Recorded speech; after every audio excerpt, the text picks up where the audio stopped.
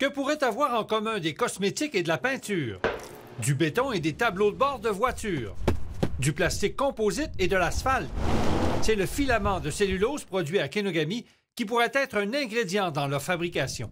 Pour donner une image, cette fibre de bois fait penser à un ficello. Le bout de fromage sur lequel on enlevait des petites brindilles, c'est ça la fibre cellulosique. Toute petite fibre avec beaucoup d'arrimage dessus. Ça a des propriétés de ce que j'appellerais du velcro naturel. Ce qu'on appelle communément le CF pourrait donc remplacer d'autres ingrédients provenant du pétrole, par exemple. Je comparais le CF un peu à une épice en cuisine. On en met un tout petit peu et ça vient changer les propriétés de façon substantielle.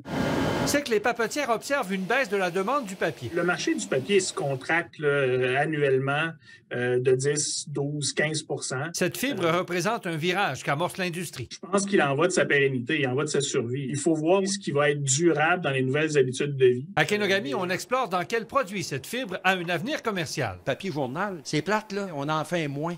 Mais la forêt est encore là, puis on est capable de faire des choses. Mais pour y arriver, ça coûte cher. La compétition, elle est mondiale. C'est un domaine dans lequel il faut entrer avec des investissements substantiels pour y réussir. Entre des produits issus du pétrolier qui bouillonnent sur les sables du Sahara et des arbres qui doivent être transformés en bois, après ça, on prend les résidus, on a fait des produits chimiques, c'est deux chemins un peu différents.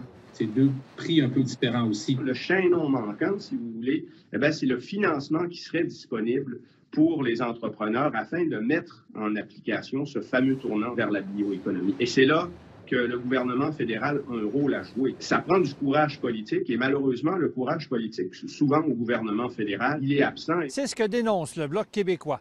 Il reproche au fédéral d'avoir investi depuis 4 ans 24 milliards dans l'industrie du gaz et du pétrole contre 950 millions dans la forêt. Jean-François Tremblay, TVA Nouvelles, Saguenay.